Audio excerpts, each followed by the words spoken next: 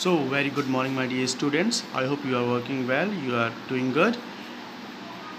तो कंप्यूटर के इस अध्याय में we are going to discuss about the computers in MS Excel. So in MS Excel we have some topics here which we are going to discuss about it. First, what is go to command option, the naming range, absolute cell references, auto sum, renaming and deleting sheet, chart in Excel, and paste patient. They are very large and huge option and very important in Excel. In the one by one we will discuss about the all the options. Okay, so get in touch. Let's continue. So let's first discuss about the what is the go to option. By the help of go to options we can go to the specific range. किसी भी range पे जाने के लिए for suppose अभी हम कहाँ पे हैं, मैंने क्लिक किया तो मैं J10 पे हूँ, यहाँ पे एड्रेस दे सकते हैं. मुझे किसी स्पेसिफिक रेंज पे जाना है तो मैं कैसे जाऊँगा? गो टू का ऑप्शन के थ्रू. अब मैं गो टू करने के लिए दो हमारे पास ऑप्शन है. तो कंट्रोल G दबाऊँगा शॉर्टकट की. देखिए आ गए हम गो टू ऑप्शन पे. अब मैं यहाँ पे मैं रेंज कुछ भी देता हूँ. फॉर मुझे M1 पे जाना है, फॉर सपोज यहाँ पे जाना है तो मैं यहाँ पे लिख दूँगा M1. अब मैं क्लिक करूँ तो मेरा सेल अपने आप रेंज यहाँ पे चला जाएगा. देखिए M1 पे चला गया. तो ये यूज़ होता है गो टू ऑप्शन का. वैसे इसके कई यूज़ हैं लेकिन हम उसके बाद में फर्दर डिस्कशन करेंगे. हम चलते हैं सेकंड ऑप्शन पे, नेम रेंज. अब नेम रेंज का क्या काम होता है? नेम रेंज किसी भी डाटा को रेंज नेम देता है. देखिए फॉर सपोज अब मैंने यहाँ पे क्लिक किया है तो ये मेरा डाटा है. अब मैं इसे बार बार सेलेक्ट ना करना पड़े तो मैं इसके लिए इसे रेंज देता हूँ. तो उसे क्या करने की रेंज देने के लिए क्या करना पड़ता है? हमें नेम रेंज पे जाना. पहले हम डाटा सेलेक्ट कर लेंगे, उसके बाद नेम रेंज पे जाके क्लिक करेंगे और यहाँ पे इसको कुछ भी नाम दे देंगे. फॉर सपोज मैंने यहाँ पे नाम दे दिया HHH. दो बार देता हूँ कि बार बार खोलने में आसानी, और मैं एंटर कर देता हूँ. तो देखिए अब मेरा ये इतनी रेंज है वो MHH नाम से हो गई है. अब यहाँ पे अगर मैं दो बार HH क्लिक करूँगा, इस नेम को दूंगा तो ऑटोमेटिक पूरा डाटा सेलेक्ट हो जाएगा.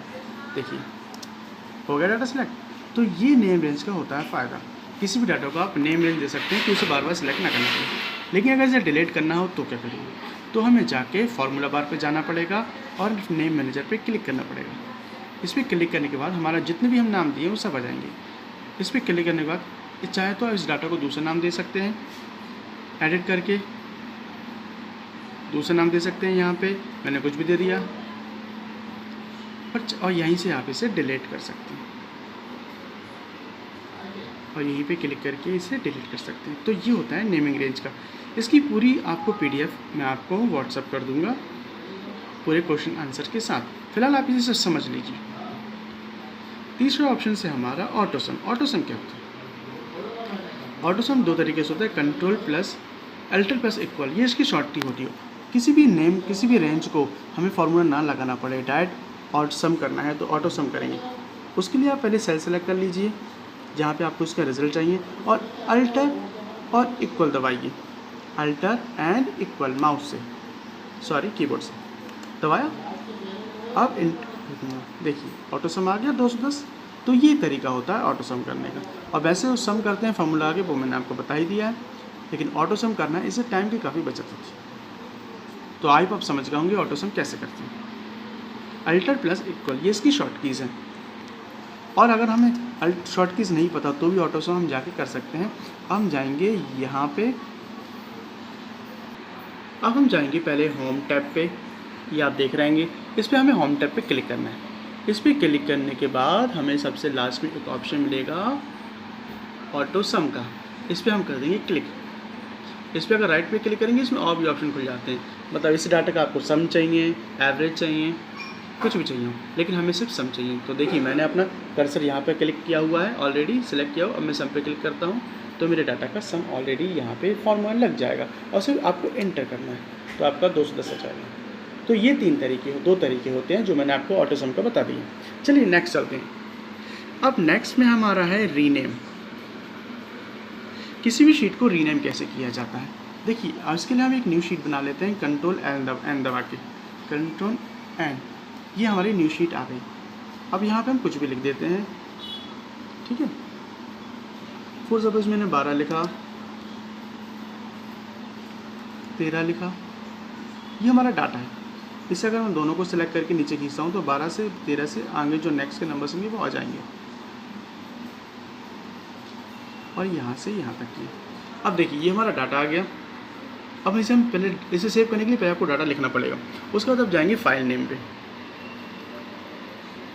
जब मैं इसे यहाँ पे क्लिक करूँगा फाइल नेम पे तो मेरा एक सेव का ऑप्शन आएगा। देखिए सेव एज वो ऑप्शन होता है नीचे वाला। अब मेरे पास पहले कोई फाइल पड़ी हुई है और आपने उसे ओपन किया हुआ है और मान लो वो फाइल महेश नाम से सेव है और उसी फाइल को आपने ओपन किया है और उसी फाइल को आप चाहते हैं महेश में भी रहे और आपको दूसरे नाम से वो फाइल बन जाए, तो आप सेव एज का यूज़ करेंगे। लेकिन मैं सेव का यूज़ कर रहा हूँ क्योंकि हमारी न्यू फाइल है। अब मैंने इसे क्लिक किया। अब मैं जब इस करूँगा तो सेव डायलॉग बॉक्स खुल जाएगा।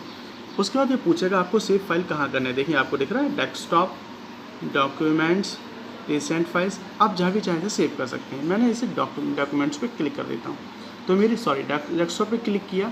आप किसी और ड्राइव में भी इसे सेव कर सकते हैं। यहाँ पे क्लिक करने आप देखेंगे जो आपकी ड्राइव होंगी वहाँ पे ओपन हो जाएंगी, लेकिन फ़िलहाल मैं इसमें डेस्कटॉप पे क्लिक कर रहा हूँ।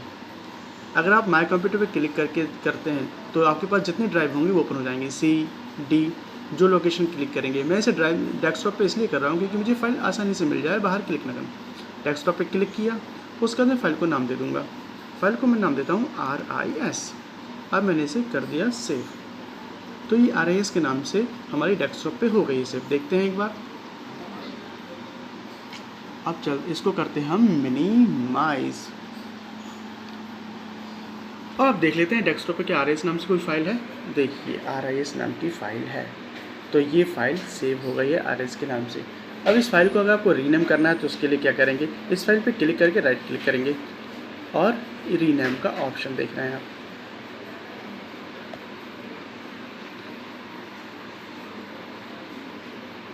आपको रीनेम का ऑप्शन दिख रहा है, ये रहा हमारा रीनेम का ऑप्शन।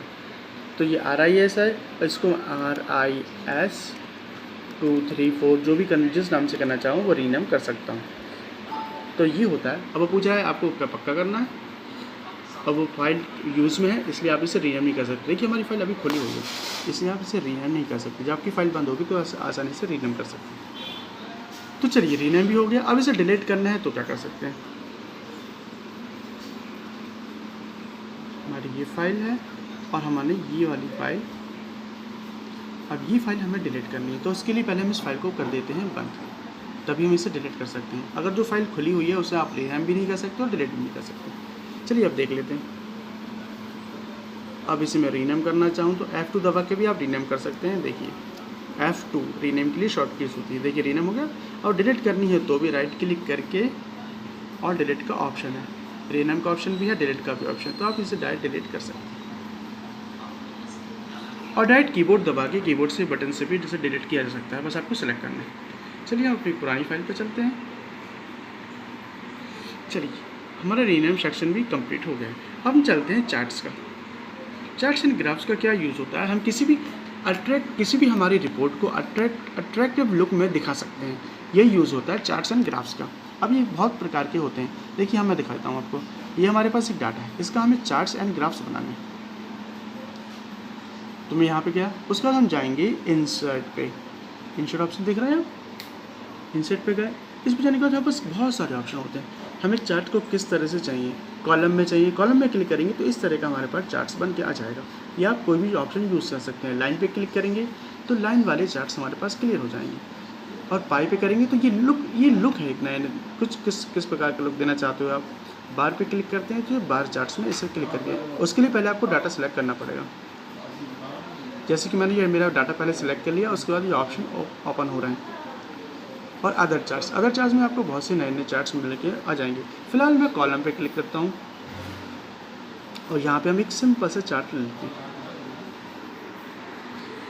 तो ये जब मैंने क्लिक किया तो हमारा चेक चार्ट्स बन के तैयार हो गया है।